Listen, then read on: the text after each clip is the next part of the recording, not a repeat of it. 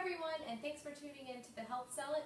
I'm Caitlin, and today I wanted to share with you a quick lacto-fermented salsa recipe. Since last week we learned how to render our own whey, I thought we could put that to good use this week with our recipe. And this recipe comes from the cookbook Nourishing Traditions. It's by Sally Fallon Morell, and it is a fantastic resource for traditional foods of all kinds. So I definitely recommend everybody go buy that.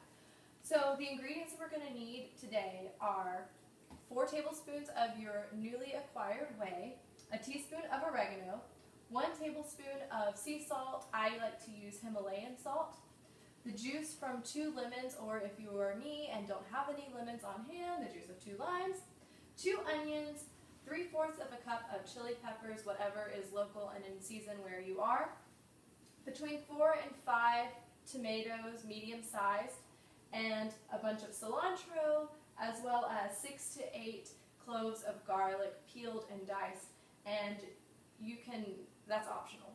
A few little side notes here. I have a really nice tip because I kept wasting my cilantro and parsley whenever I put them in the refrigerator. I would forget about them. So now I just put them in little mason jars on my counter so that I see them every day and I can just put them in things. Another thing with the Himalayan salt, I don't know if you can see this, but actually all of this food is sitting on a slab of Himalayan salt, and then that's what this is as well. So basic sea salt has about 10 minerals in it, and it's really great for you. But Himalayan salt has about 80 minerals in it, so its profile is just unbelievable, and when you compare it to anything else, it just wins every time. So I like to use it in anything that I can. I also want to very quickly show you how to peel and de-seed tomatoes. So we'll go ahead and do that really quickly, then we'll go ahead and dice up everything and get it ready for our fermented salsa. The way to peel your tomato is to use a pot of boiling water and a slotted spoon, and just drop your tomato down into the boiling water for about 5 or 10 seconds. Just let them roll around, have a nice little hot tub experience. Alrighty, now that your tomato is partied out, this should be very easy to peel.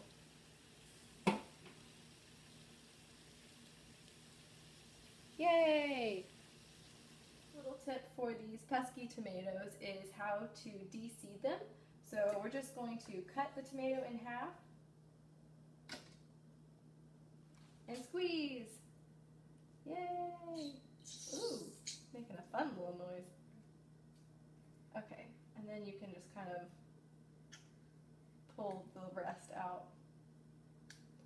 Membranes, am I right? So there you go. So now we've combined all of our ingredients, including our whey, into a bowl. We've mixed them all up. We also need to add 1/4 of a cup of filtered water. I went ahead and did that, but I didn't mention it earlier. So go ahead and put your 1/4 cup of filtered water with everything else. If you've used peppers, please be careful when you start transferring this into your mason jars, because you really don't want to burn your finger. So if you've got really hot peppers, put on some gloves. So we're going to be filling up a quart-sized mason jar. Mine actually is I've made enough for about 2 quarts, so I don't know how yours is going to turn out. But we're going to put it in the wide mouth mason jar. Some really important things to note. You don't want to go all the way up to the top. We need to leave some space between where the top of our salsa is and the actual lid, where the lid's going to be. And then very, very important, we want all of our vegetables covered with water or the liquid whey as well. Just the solution, the brine. We want it completely covered. We don't want any of that exposed because mold will be able to grow on it if it is. By keeping it inside the brine solution, the bad, harmful bacteria is not going to be able to grow. So that's very important to note. The way that I typically keep mine down is I use a really small little mason jar or jelly jar, and I put it inside of my wide mouth mason jar. After I have everything kind of packed down, I'll just put it in. That way I don't have a bunch of particles floating around. Everything is covered. So we've got all of our ingredients down here, and then our brine solution at the top. So now that we're set with that, we are going to cap this. And there's a number of different ways that you can do this, and a lot of people have differing opinions on the best way to secure this before you leave it out on your counter for a few days.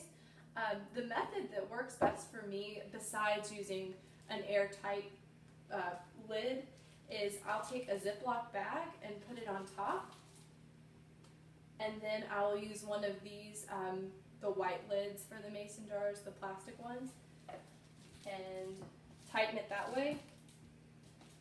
That way when it's completely twisted on, it's airtight and nothing's going to be getting into it, and that is extremely important for this. We don't want any oxygen in there. So that is our quart of salsa, and you're going to want to leave this out on the counter to ferment for as long as you want. I recommend 2 or 3 days, but you could go for a week. And just, after about 3 days, taste it and see if you like it. And if you want it, the longer you keep it in there, the more sour it's going to have of a taste.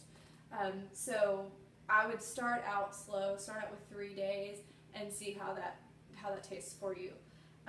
Just a little fascinating side note is the reason that fermenting things is so good is that it has all of this amazing, really good for you bacteria. We're growing good bacteria, and we're going to put that into our body. Fascinating fact is that there are way more bacterial cells in our body than there actually are human cells. So you are more bacteria than human. Oftentimes with the standard American diet, we're getting really, really crummy pathogenic bacteria into our systems.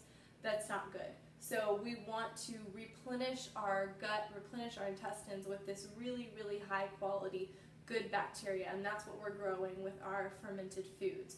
So if you have digestive issues, if you have irritable bowel syndrome, ulcerative colitis, anything like that, this is going to be amazing for you. And if you just typically eat the standard American diet, adding these foods into your diet on as a daily routine is really going to help your immunity, just an overall health really improve. So go ahead and give this a try, eat it in about 3 days, and let me know what you think. Thank you so much for tuning in this week and checking out my newest recipe, and I will see you next week. Until then, please head on over to my website at thehealthzealot.org and check out my Facebook page, Twitter, Instagram, all of that fun stuff to suck up your entire day on social media. And I'll see you next week.